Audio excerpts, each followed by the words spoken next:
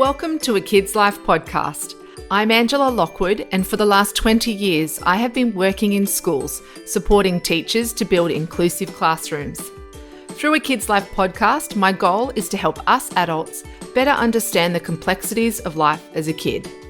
My guests and I share stories, reflections, and simple strategies to support kids of all needs as they walk through life. So whether you're looking for inspiration, direction, guidance, tips, or just a laugh, A Kid's Life podcast is the place for you. Enjoy.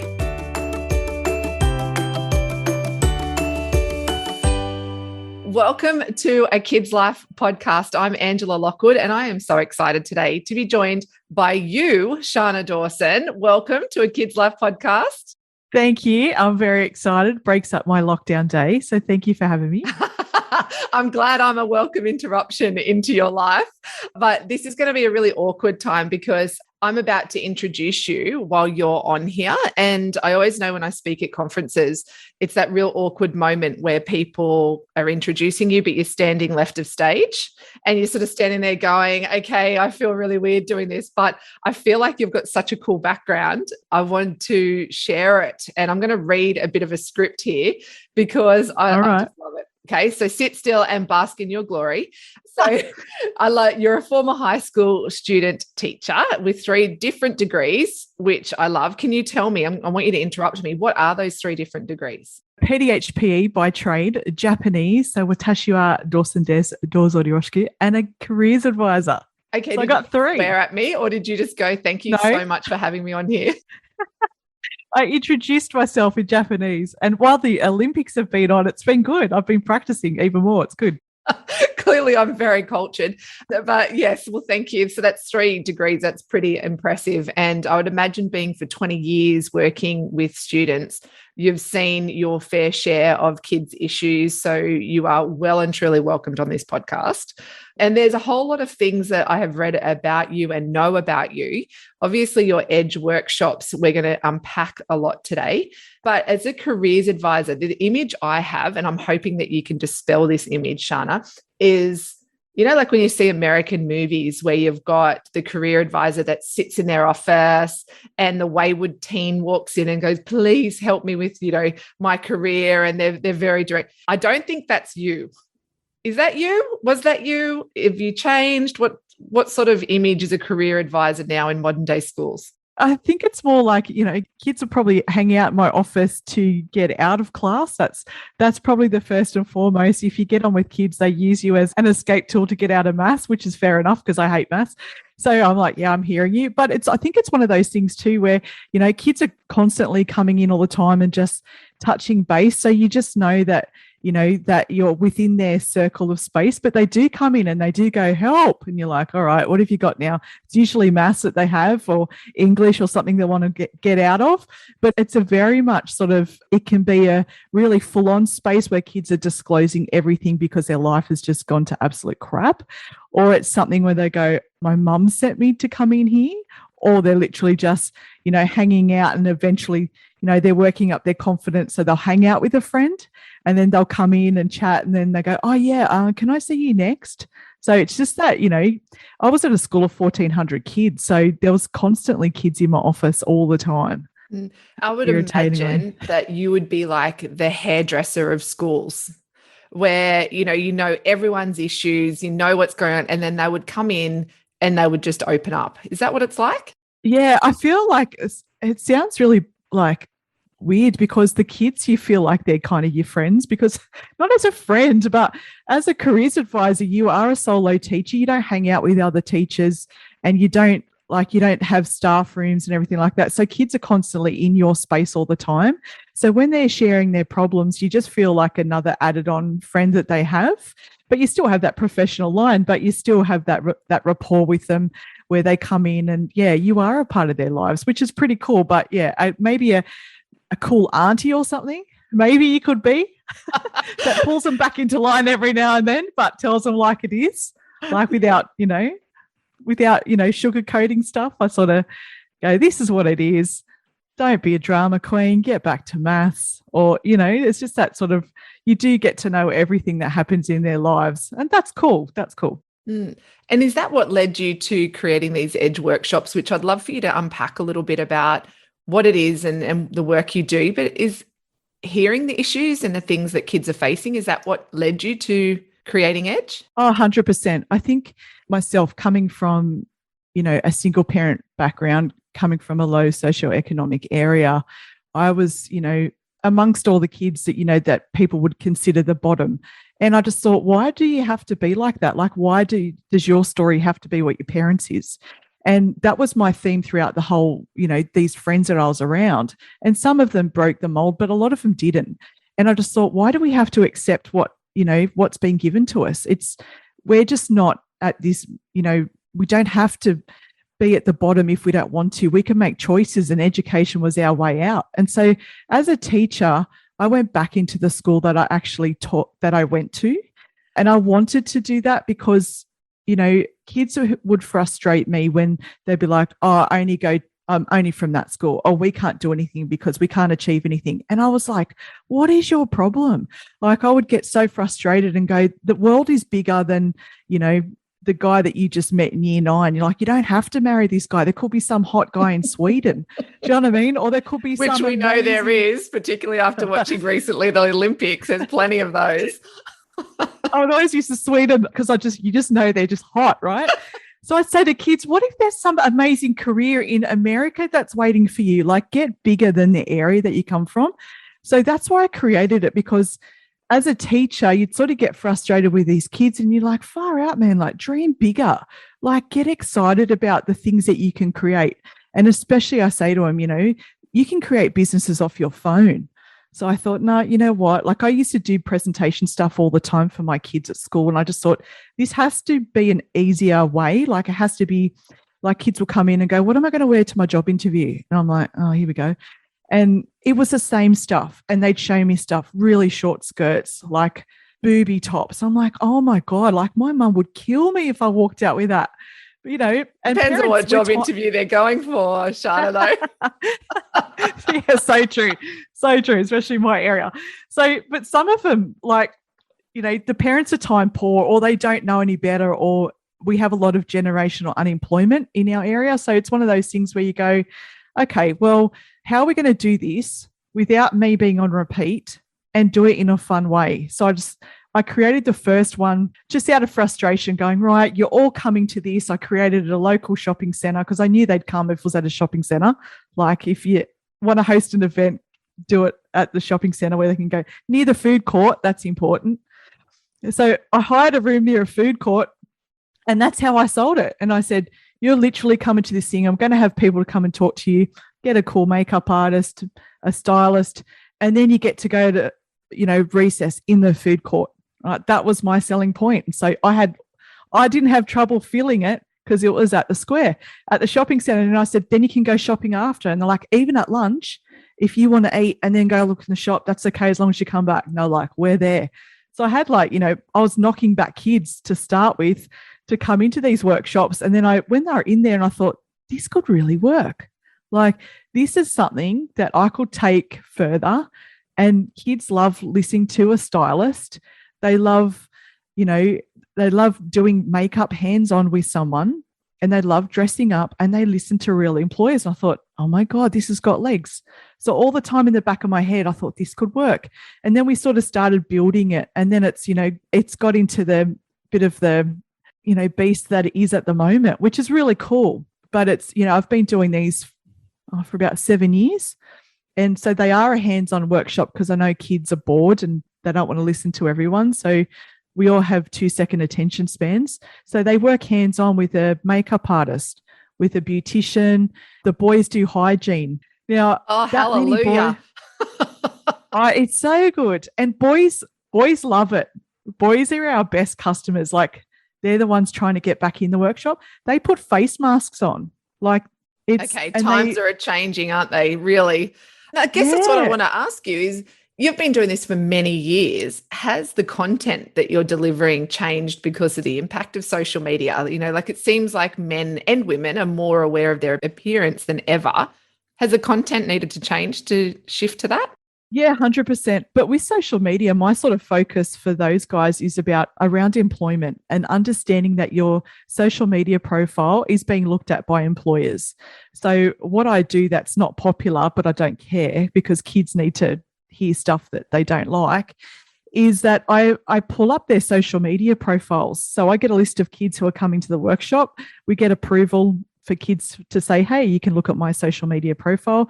Kids go through this all the time, so they hear it's white noise. But when you take a photo of theirs that might be on their old Facebook account, that's like year 8 version of them, that looks so awkward, and you post it in front of like 40 people, they freak. And I love it. And then it's like, oh my God, how did you get that? And I'm like, employees are looking at your stuff. How did you get that? It's called the internet. It's called everything. I think that's what kids do. I have children that are coming into their high school, and I'm trying to educate them that, that every single thing you comment on, every single thing you put on the internet stays on the internet. And I think a lot of platforms, even like Snapchat or, Instagram stories, kids think that disappears. But you can find, like I could find a lot out about you prior to this interview that, is out there. And some of it, like I know if you ever Google yourself, it's quite funny. I, have done it once or twice. It's not a habit of mine, but it is. I'm like, I didn't say that. Where did they get that from? And so how do you navigate that with the kids about going, it's not only what you put out there, but it's when you're at that party and your friend took that photo of you doing that. How do you educate them on that when it sort of comes to applying for jobs and adults seeing it?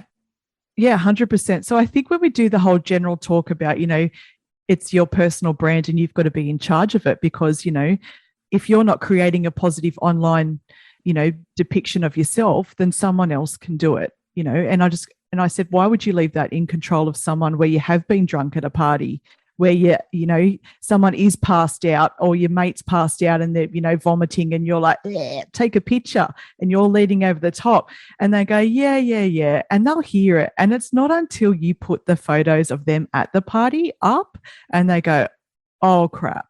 Like, and every other word. And I had a girl that had 6,500 TikTok followers.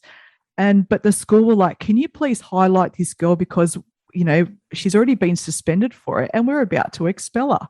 So she was in my workshop. So I started talking about we always talk about what employers want, and the employers come in and talk about social media to the kids.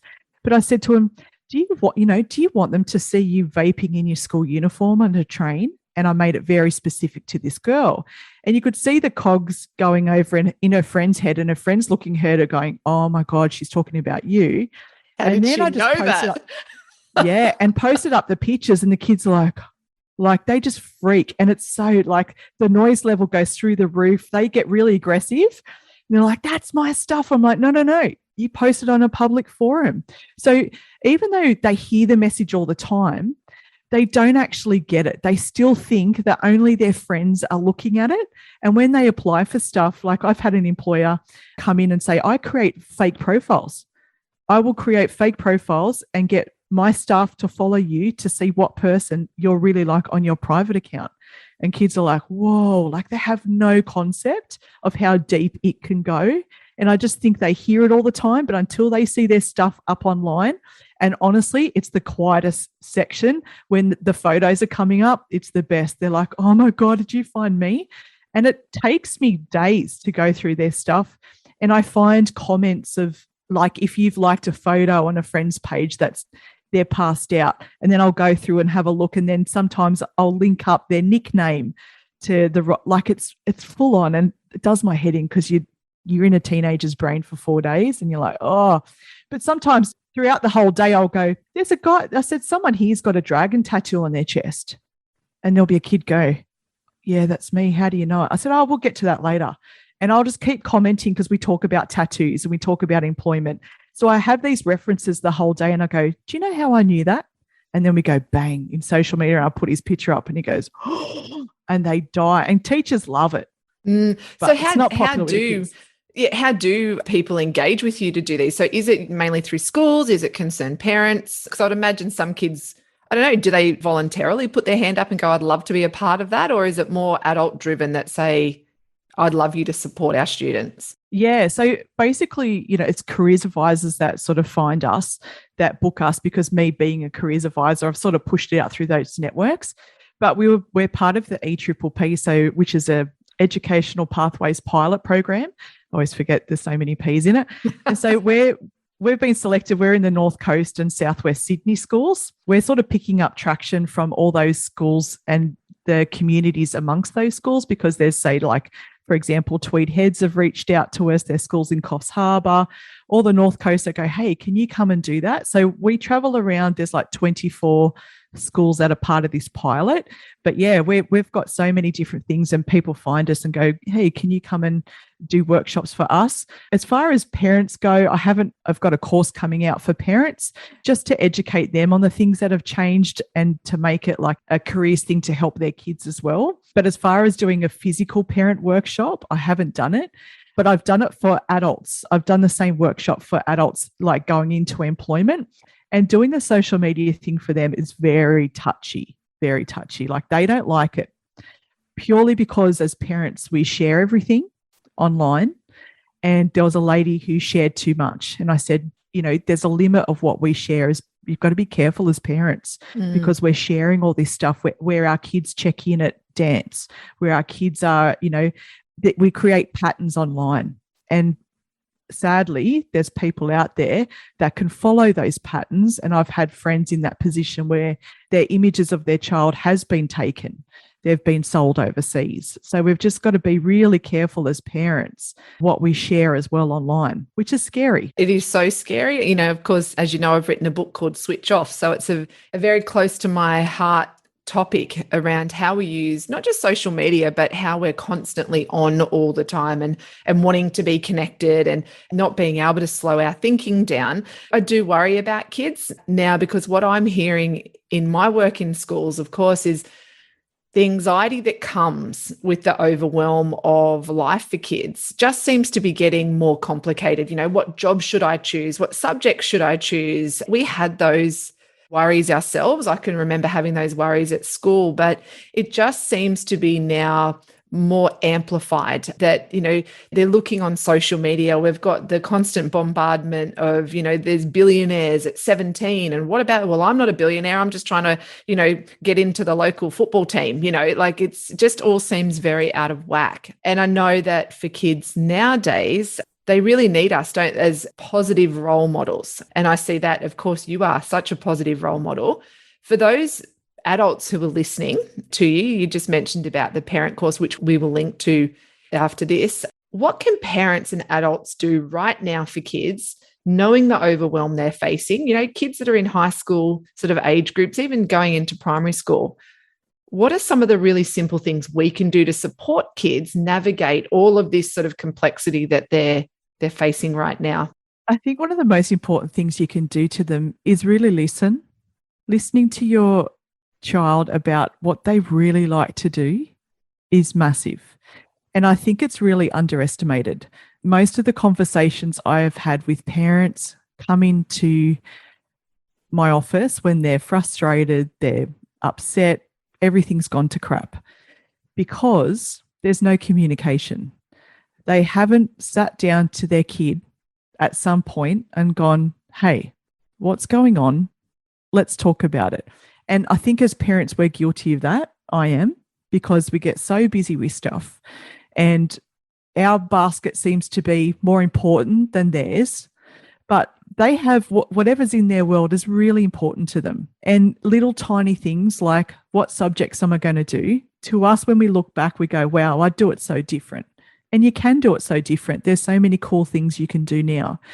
But if we listen to them and say, whatever you want to do, let's run with it and see how that fits in with school. And sometimes school is not always the answer. And this is where I feel that as parents, we feel that we have to obey certain rules. Like, we're going to look bad if we don't make our kid finish year 12. No, you're not. All these things that we expect from other people to say and judge us, when really we need to sit down and go, all right, we've got some issues going on here. Let's sit down and let's talk about it. And when you talk about things to a kid, it's not as overwhelming, because you get to share their thought pattern. And they go, oh, yeah, it's not as big as I thought it was, because in a kid's head, it'll snowball every single time. But, coming back to stuff around, because it is close to subject selections and, in different schools, I have so many kids. I would say 85% of the kids that I go and do workshops for put up their hand to say they would not be able to freely choose what they wanted to do. They would be expected to do what their parents would want them to do. And that is horrible. Oh, I just felt a tightness in my chest when you said that, because we're going through that right now, subject selections. And straight away my head went, oh my gosh, have I done that? Have I been thinking that? Because as a parent, you always second guess yourself, don't you? Am I supporting my children? Am I pushing them into the avenue that, that's. But we've got lazy kids. Moment. But I don't think, we've also got to be realistic and go, we've got lazy kids that are happy to pick whatever and don't really care.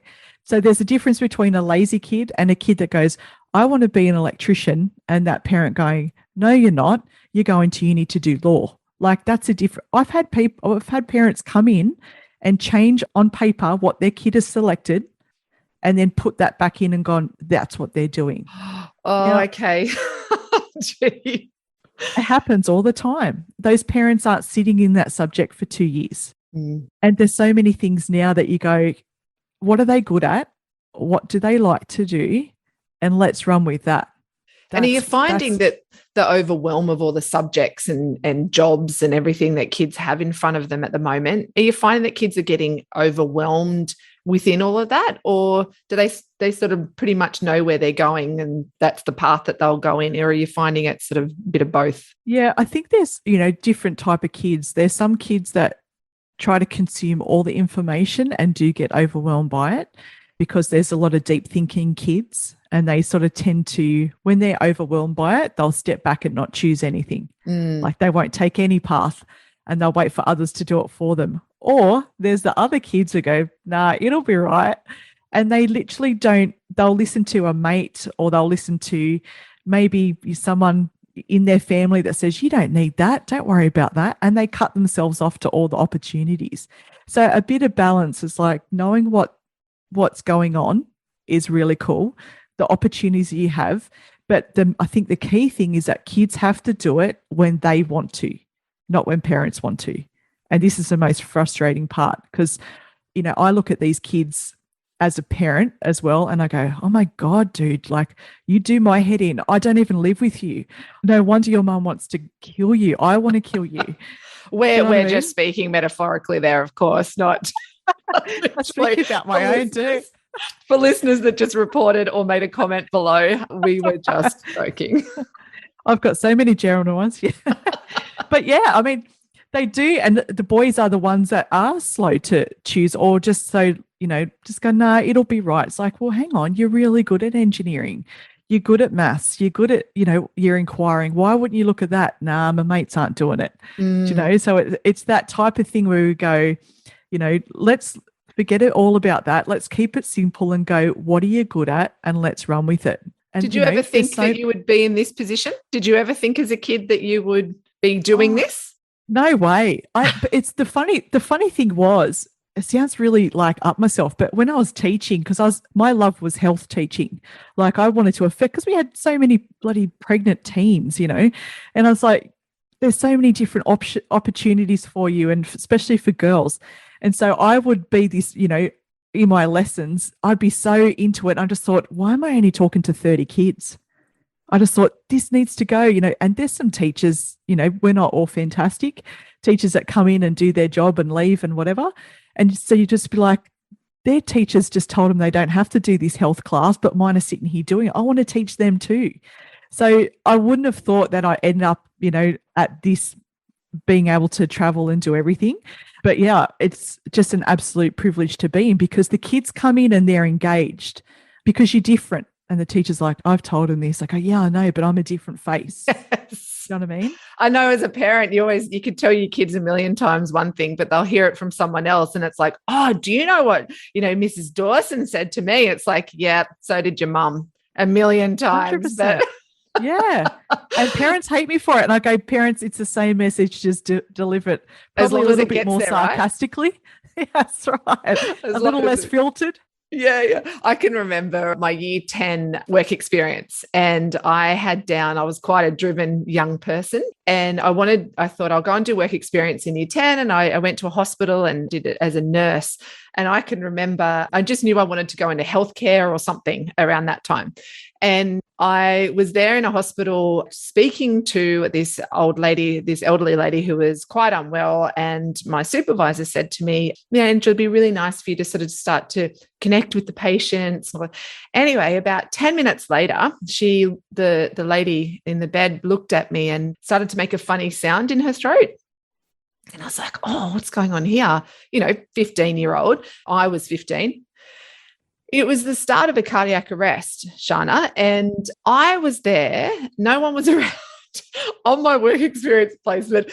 And the lady ended up, and this is 100% true story. She passed away while I was speaking to her. Now, please, I'm not giggling because she passed away. It's a coping mechanism, because I remember there going, okay, I'm not quite sure this is the path I really want to be going into. And to make it worse, my supervisor made me help the mortician lay the body out. What? And I remember tagging this woman's toe. No. God rest her beautiful soul. I hope the final moments of her life with me were not a drag. I hope they were lovely and insightful, and we had a beautiful conversation. To then make it worse, my supervisor then wanted me to share with her family, who had come in to find out in the hospital, what our final conversation was. Now, oh my God, no doubt these experiences in life shape where your life leads, but that was my work experience as a 15/16-year-old in year 10. So I am loving that there are people like you helping people. Oh my God, that's with going, well, maybe that's not the path. I just remembered I didn't want to. I love nurses. They're amazing human beings, but that's not really how I wanted to share and spend my time. So that's horrible. I was so scarred by that. I thought mine was bad. In year 10, I had to teach. Well, year 10, I went and did as a teacher in primary school. And the lady left me with the class, which was fine because I'd been teaching them for a whole week. But you don't do that as a 15-year-old. I never knew that. But she went to a funeral and I just kept teaching. And like I was like the casual teacher for the day. And I didn't. And I just I thought that was bad. Tagging a toe and have someone pass away. That's counseling level, man. Like that's. My supervisor needed to go to some, how to support young people on their employment journey. She needed to do a bit of that training, but it hasn't affected me, I don't think, except for, I've gone into a career of trying to still help people. But one of the things I do, there's two issues that I can't let you leave without us talking about. Yep. One is vaping. Okay. Oh. On a serious note, I want to know about vaping. I'm receiving things from schools about vaping, and it feels like it's getting out of control. The second thing is mullets, and I want to end on mullets because I feel like that's a significant issue. But let's go to vaping first.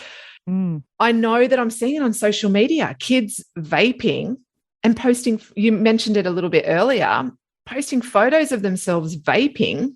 What's the go with this? Like, what's happening? Look, it was only yesterday I was having this conversation with my daughter who's in year 6, and we, I think as every parent, you've got to look at every opportunity sometimes to educate them. So as a health teacher, I can't help it. So we were walking the dogs as you do, and she starts, and we walk past, she goes, oh, that's a vape. Now, for an 11-year-old to look at the ground and go, that's a vape.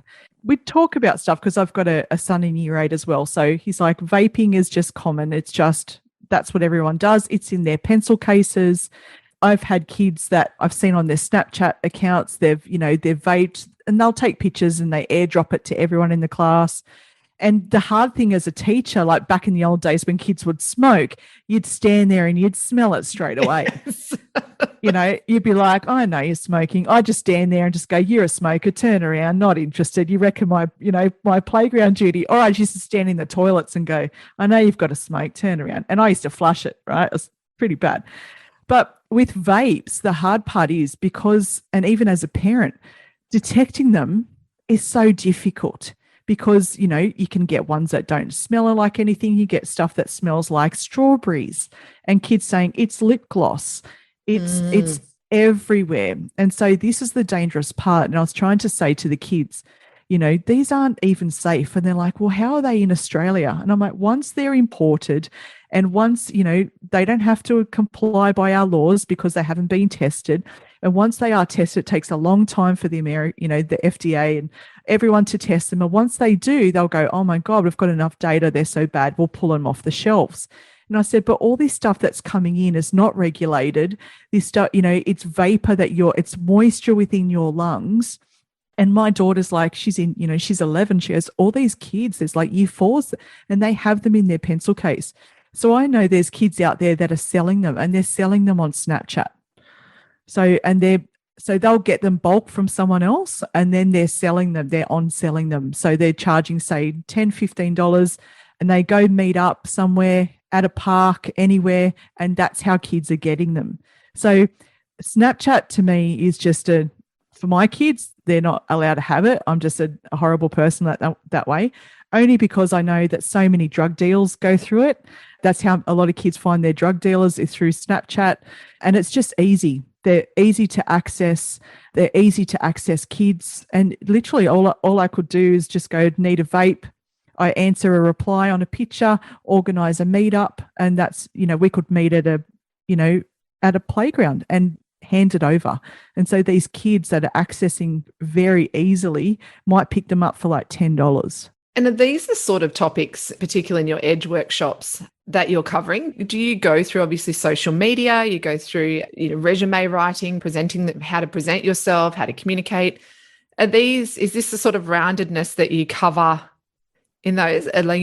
I guess the thing is now, as I see kids are facing so many issues, how do you prioritize the ones that are important? Yeah, it's hard because, with our funding, we're sort of based around vocational education and, exploring pathways and everything like that. So the health teacher in me can't help it. When different things come in, I add different topics. So the social media is just number one for us. That's always up there, creating that digital brand for yourself, presenting yourself, And part of that profile, that's where I get to bring in the health stuff and say, look, you're underage drinking. That's never going to be looked upon as fantastic by an employer ever. You're vaping. Not only is it illegal, you're accessing stolen goods, you're accessing illegal goods, you're underage, you might be passing these on. We can see all this online. So that's how I get around it, is through talking about their social media, because that's a really cool, it's like a window into their real lives. And kids are sadly sharing all this, and employers can see it. So that's where I bring in as much as I can into those topics. And it's usually quite fiery with the kids, because they're like, if I'm allowed to vape, I want to do it. And I go, that's fine. But if you are going for a real estate agent that has particularly said they have no smoking stuff, they're looking you up online. And for starters, you shouldn't be smoking anyway.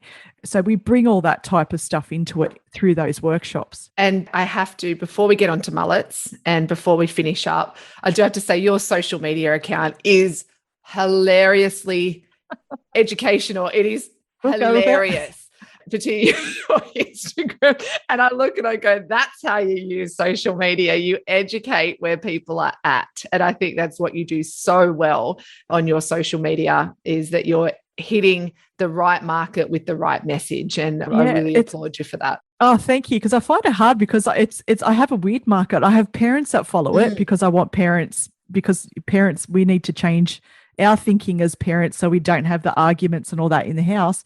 But so I have parents on there, I have teachers on there, but I also have a lot of kids that follow us, from workshops. And so, creating reels and stuff like that and trying to make it in a fun sort of way. But my kids cringe, man. They're like, oh my God, Mom, what are you doing? But the kids will message me for the workshops going, lol, hilarious. And they'll tag in another friend. And I'm like, oh, so it does, it reaches people, but sometimes, the cringe factor is pretty huge when you're doing it, because you're like, this is not going to go down well. That's what I love about being old in the kids' eyes. Everything everything you do is cringy, so you may as well just do it anyway.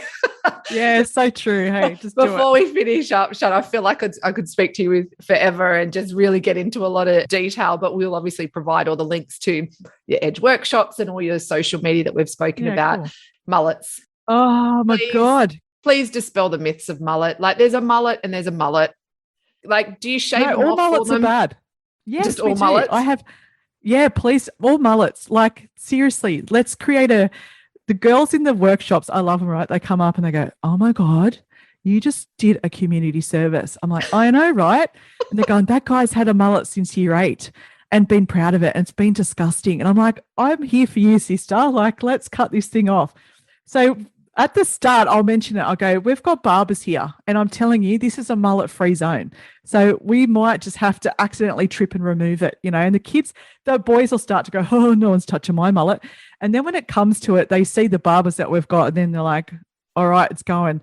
There was one kid, I love him, Evan. I won't forget him, from Wollumban High School. And we went there and he was like, it was a very neat mullet. It wasn't dirty. It was well looked after, but he wanted a school-based apprenticeship. And the careers advisor said to me, this kid's got a really good chance, but his mullet's like woeful. And so right at the start, I'll use kids to help me do stuff. And I won't know their name. So I'll go, hey, mullet boy. So I call this kid mullet boy throughout the whole thing. I'm like, you're going to help me, mullet boy. Keep an eye on the time. So he's like, all right, it's because I said, if I talk too much, and I said, I'll get hangry. So don't make me go over, 10, 20. He's like, all right. So I'm like, all right. I kept going, mullet boy, what's the time? And so I kept referring to, and in the end, and I said, you know what? I said, I want you to be non-mullet boy. And he just sort of planted that seed. He's like, whatever. Comes to his group and he's like, I'm doing it. And the careers advisor goes, quick, get the camera. So we're all going there, we're filming it. And he's like, get it over and done with, hurry up. So it's on my Instagram. It's this kid getting rid of the mullet. And girls come up, go, oh my God, he looks so much hotter. And I go, will you go and tell him, please? And the girls are like, you look like really hot now.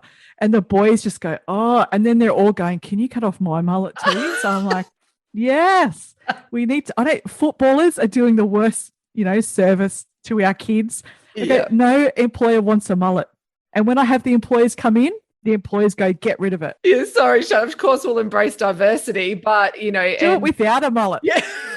You could be cool without one. You can have a really, I don't mind, employers just don't like the really, rough looking ones. And I said to the kids, if you want a mullet, you're gross, but good on you. But if you want one, I said, go for it. But go to a job interview without it and then grow it and say to the employer, do you reckon it's okay if I get it, if I have a mullet? Because I had employers come in and he knew the kid that had this Evan that had the mullet, the cut. And he come in and he goes, oh my God, you look a different kid. He goes, I would hire you now, because the kid went in 6 months ago and asked for a job. And he said he was a good bloke. He said, but he just looked terrible. And then his kid, after the employer come in, he goes, come and see me and we'll talk. And I'm like, yes, you're no longer mullet boy. Well, not only are you changing young kids' lives, you're showing them, what it's like, the reality of adult life, and you are ridding the world of mullets. So for that, we all thank you. All of us parents thank you. And as a woman, I thank you even more.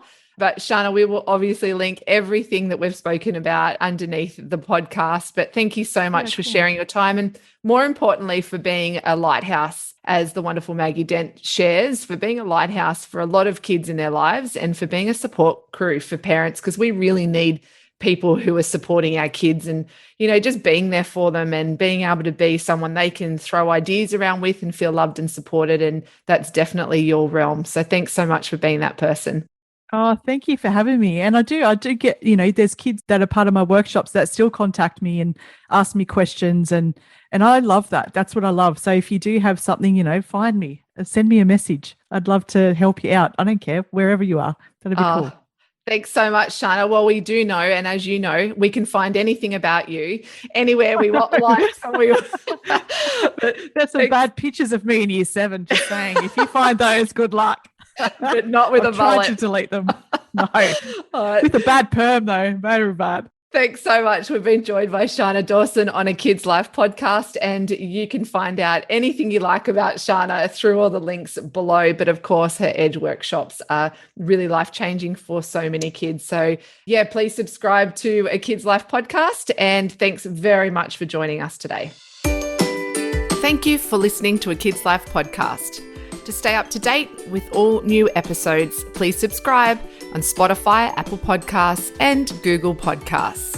If you want to know more about the Inclusive Classroom or any of the other programs I provide, please go to angelalockwood.com.au. And until next time, slow down, have fun, and enjoy.